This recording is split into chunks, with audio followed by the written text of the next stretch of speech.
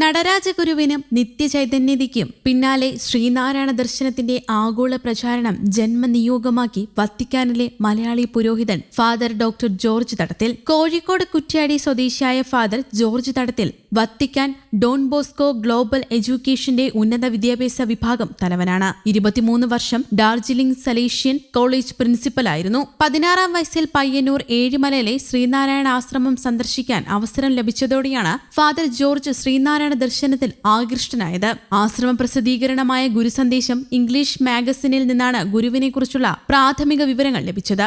ആശ്രമ അന്തേവാസിയും വിദേശ സന്യാസിയുമായ സ്വാമി മിക്കിൽ നിന്ന് നടരാജ ഗുരുവിനെക്കുറിച്ച് പഠിക്കാനും അവസരം ലഭിച്ചു. 1996-ൽ മദ്രാസ് യൂണിവേഴ്സിറ്റിയിൽ എംഫിലിന് ചേർന്നപ്പോൾ തിരഞ്ഞെടുത്ത വിഷയം the making of a tradition, the vision of Nataraja Guru എന്നതായിരുന്നു. അതേ യൂണിവേഴ്സിറ്റിയിൽ തന്നെ PhD ചെയ്തപ്പോൾ a study of Sree Narayana Guru movement in the literature of Nitya Chaitanya Yati എന്നതായിരുന്നു വിഷയം. നിത്യചൈതന്യയതിയെ പരിചയപ്പെടാനും ഫെയിൻഹിൽ ഗുരുകുലത്തിൽ പലതവണ താമസിക്കാനും അവസരം ലഭിച്ചത് ഏറെ സ്വാധീനിച്ചു. ഗുരുവിന്റെ ജീവചരിത്രം നേപ്പാളി ഭാഷയിലേക്ക് വിവർത്തനം ചെയ്തതുൾപ്പെടെ ഗുരുദർശനം അടിസ്ഥാനമാക്കി ഒട്ടനവധി പ്രബന്ധങ്ങളും ലേഖനങ്ങളും പ്രസിദ്ധീകരിച്ചിട്ടുണ്ട്. ഇന്ത്യയിലും വിദേശ സർവകലാശാലകളിലും ഗുരുവിന്റെ ഏകലോക മാനവികതയെക്കുറിച്ച് ധാരാളം പ്രഭാഷണങ്ങളും നടത്തി. ശ്രീബോധന്റെ കാലഘട്ടത്തിൽ ഉണ്ടായിരുന്നതും ഡോക്ടർ അംബേദ്കർ ഇന്ത്യൻ ഭരണഘടനയിലൂടെ വിഭാവനം ചെയ്തതുമായ സർവമത സാഹോദര്യം ഗുരുദേവ ദർശനത്തിലൂടെ യാഥാർത്ഥ്യമാക്കാനാകും. തന്നെപ്പോലെ മറ്റുള്ളവരെയും സ്നേഹിക്കാൻ പഠിപ്പിച്ച യേശുക്രിസ്തുവിന് ശേഷം അതേ പാതയിൽ സഞ്ചരിച്ച ഏക മഹാത്മാവ്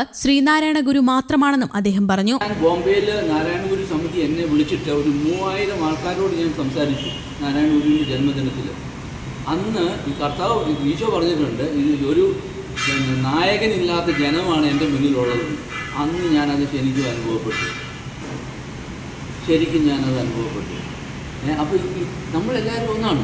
നമ്മളെല്ലാവരും ഒരു ദൈവ സന്ദേശം കൊണ്ട് മുന്നോട്ട് പോകേണ്ടവരാണ്. ആ സന്ദേശം എന്നാ? നമ്മളെല്ലാവരും ഒന്നാണ്. നമുക്കെല്ലാവർക്കും ഒരു ദൈവമുള്ളൂ.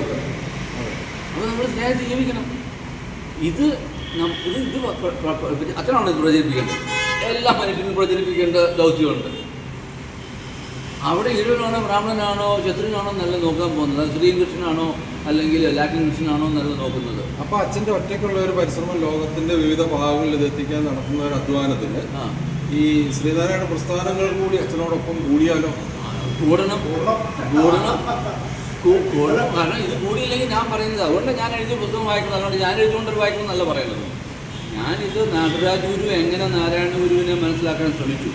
ഡോക്ടർ പൽപ്പു എങ്ങനെ നാരായണ ഗുരുവിനെ എൻ്റെ കൂടെ നിന്നുകൊണ്ട് അന്ന് ആ അരുവിപ്പുറം നടന്ന സംഗതിയെ അന്നുള്ള ലോകത്തിന് അറിയിക്കാൻ സാധിച്ചു എന്നുള്ള അതേ പരിശ്രമം ഇന്ന് നമ്മളെല്ലാവരും കൂടി ലോകത്തെല്ലായിടത്തും പറയണം. അതാണ് പുതിയ ഇന്നത്തെ ഗോസ്പൽ. അതാണ് ഇന്നത്തെ ക്രിസ്തുവിൻ്റെ സന്ദേശം. ഈ നാരായണ ഗുരു പറയുന്ന സന്ദേശമുള്ളൂ. നടരാജ ഗുരു അവസാനിപ്പിച്ചിടത്തൊന്നും തുടങ്ങുക.